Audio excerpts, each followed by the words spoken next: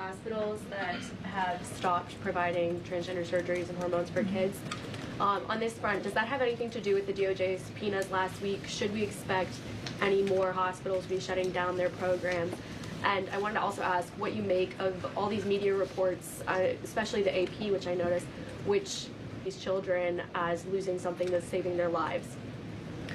Yes, I think the president spoke a lot about this issue, which is a political issue, but also really a cultural issue that impacts children and families. He talked about it a lot on the campaign, and I think he was quite surprised by the uptick we were seeing in the embracement by the Democrat Party when it comes to the chemical castration and mutilation of young, innocent bodies. And so the president made it a very early priority to sign very strong executive orders to cut off the funding for any hospital or any medical facility in this country that provides such barbaric procedures. And as a result of that strong policy and the president's strong common sense position on this issue, we've had such an overwhelming response, which is great for children in Arizona. Phoenix Children's Hospital has stopped providing puberty blockers and hormone therapy to minors. In California, Stanford Medicine ended sex change surgeries for minors. Children's Hospital Los Angeles is closing its Center for Trans Youth Health and Development surgical program. In Illinois, Lurie Children's Hospital Chicago stopped sex change surgeries. Again, let's think about what we're talking about here. Sex change surgeries for minors. These are barbaric practices that no child, innocent child, should have to endure. And the president wants to protect the innocence of children, and I know the vast majority of Americans support him in that effort. This is a wildly popular and common sense endeavor this administration has taken, and we've seen many of these medical institutions have followed through with the president's executive orders, but will continue to take further action on this important issue. Garrett. I too, if you'll indulge me. Sure. On the rescissions package, I wonder what the White House makes of this theory that it increases the odds of a shutdown. The theory is basically, why would any Democrat vote for a bipartisan spending deal with Republicans if Republicans can turn around and claw the money back the next day? Look, $9 billion worth of crap that it was in our federal funding that is now being rescinded. This is a good thing for the American people and the American taxpayer, and I think our Office of Management and Budget Director was saying this process should be more bipartisan. Democrats, there was a time in this country where Democrats too cared about getting rid of waste, fraud, and abuse in our federal spending. I think every American agrees the government spends way too much money on things that don't matter. Some of those things include PBS and NPR, or for instance the Democracy Fund, which was funded to the tune of $83 million through the Department of State, but they were giving hundreds of thousands of dollars for gender equality and empowerment hubs in Yemen, $3.9 million for strengthening information integrity, equality, and democracy for LGBTQI population of the Western Balkans. These are not good uses of the taxpayer funds, and Republicans are proud to lead that effort, and we wish more Democrats would join us in that. I wanted to follow up on the Maureen Comey question just to clarify. Did the White House have any knowledge, or did the president sign off on her firing? This was a decision that was made by the Department of Justice. There was an agreement that was made between Immigration and Customs Enforcement and the Centers for Medicaid and Medicare Services regarding access to Medicaid information for 92 million Medicaid recipients around the country. That includes health information. So how does that not violate HIPAA violations and privacy concerns, for example, of American citizens? I'm going to have to defer you to Immigration and Customs Enforcement on that. I'm unfamiliar with that agreement that they made. Thanks, Caroline. Two questions. Russ Vought said today he's going to be looking into cost overruns in the Fed's renovation projects. Is there a deadline for him to come back with findings to the president? I don't believe there's a deadline the president has set for Russ Vought, but I think, again, this is a good use of taxpayers' time to look into this project that is millions and millions of dollars over budget. It's for a big, beautiful mansion for the federal chairman, reserve chairman, and I understand that it costs much more than it did the beautiful palace that many of you joined us at when we went overseas. So it's completely unnecessary, it's overpriced, and I think it's a good thing the administration led by the president, is looking into it. And if the director were to find wrongdoing or fraud, would the president reconsidering firing Jerome Powell? Look, it's a hypothetical question. We'll see where it goes. The president spoke about how he feels on this matter yesterday. Sure. Thank Go you ahead. so much, Caroline. So we saw Ambassador Huckabee arrive to Prime Minister Netanyahu's trial to show his support. Does the president plan to impose any kind of sanctions against the Israel judicial system? I don't have any update for you on that or any announcement on that front. I don't believe so. Does the president believe that justice has been served in the Epstein case? Look, the president believes that he directed the Department of Justice to do an exhaustive and thorough review, and they did that. And they all agreed, the FBI director, the deputy FBI director, the attorney general, on the memo that they drafted and they released.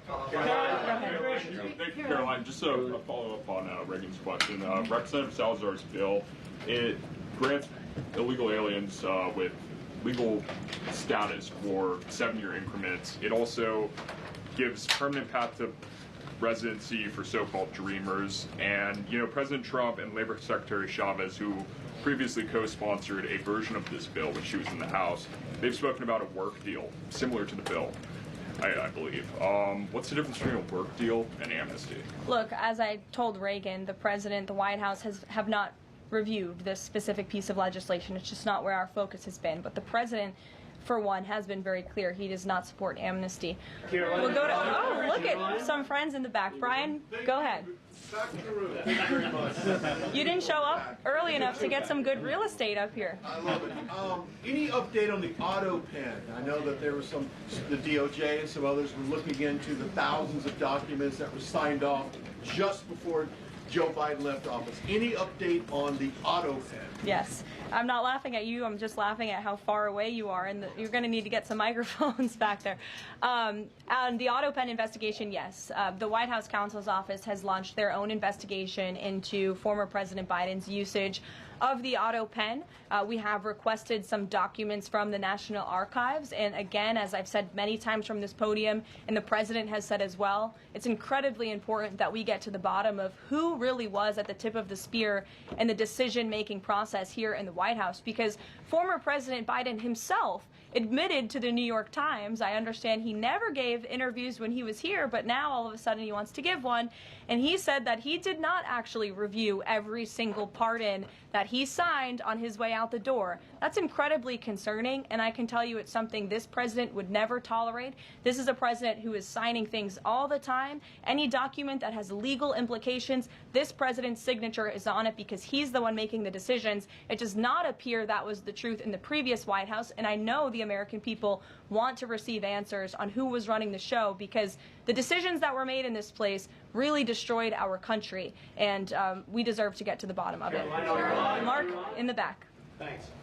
Some Christian groups are complaining that they are not able to get visas as quickly to travel to Israel, and it's been elevated to Ambassador Huckabee's station. Is the White House aware of that? Does it have any reaction to that? And is that part of the president's disappointment with Netanyahu's government?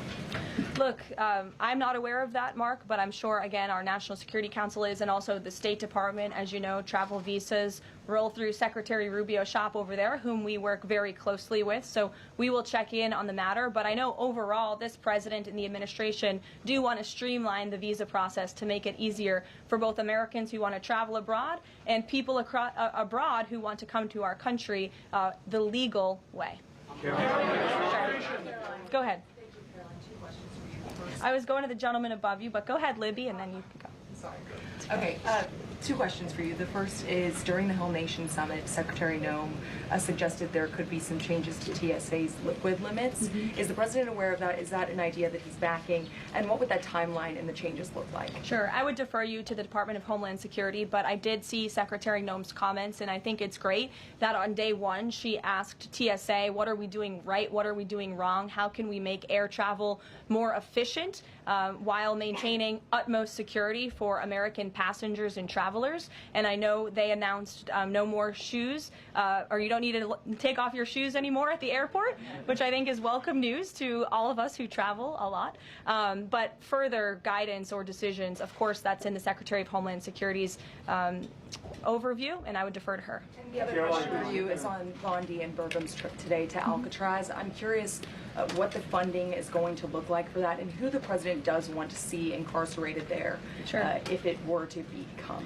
Sure. Well, this was an idea of the president. He spoke about it in May, and he directed his administration to review a reopening plan for Alcatraz if it is possible, which is why the Attorney General and the Secretary of Interior have traveled there today. They are touring the site, and if the Alcatraz prison is reopened, it would be under the purview of the Bureau of Prisons, and the Secretary of Interior also would play a big role in this as well. So they're there to review the site today, and I'm sure you'll hear more from them on it later. And just to follow up, Libby, on who the president wants to see housed in Alcatraz, the worst of the worst criminals in this country, both American criminals who convict heinous crimes, but also illegal alien criminals before deportation as well. Sure.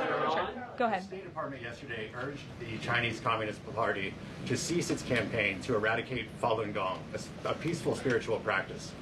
With the anniversary of this brutal persecution approaching, does the White House have a message for the CCP on this? Well, I will get you one, and we will get back to you. Go ahead. We'll take. Go ahead, and then go ahead. Sure. I've never called on you. Why don't you go ahead? In the red tie. Me. Dr. Harper behind. Thank you. Yes. Go ahead. Go ahead. Me. Thanks. Yes. Thank you, Caroline. Yes, you. What's your name? My name is Matias. Thank you. What's your outlet? I'm for Record TV, Brazil. Great.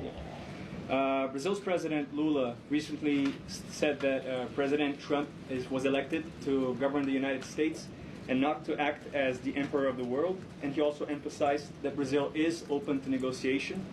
I'd like to hear what you have to say about it, what the administration has to say about it, and specifically what areas are currently open to negotiation in the light of the 50% tariffs that were announced. Sure. The president is certainly not trying to be the emperor of the world. He is a strong president for the United States of America, and he's also the leader of the free world.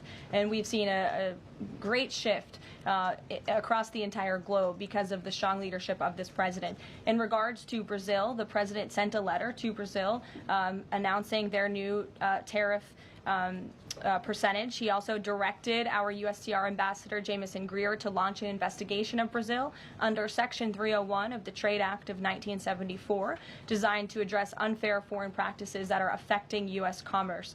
For years, we know Brazil's digital regulations and weak IP protections have undermined U.S. tech and innovative companies, and their tolerance of illegal deforestation and other environmental practices puts American producers, manufacturers, farmers, and ranchers who follow better environmental standards at a competitive disadvantage. So this president always acts in the best interest of the American people and the United States of America, and he will continue to do so. Thank you very much, everyone. We'll see you later. I appreciate the enthusiasm today. Caroline.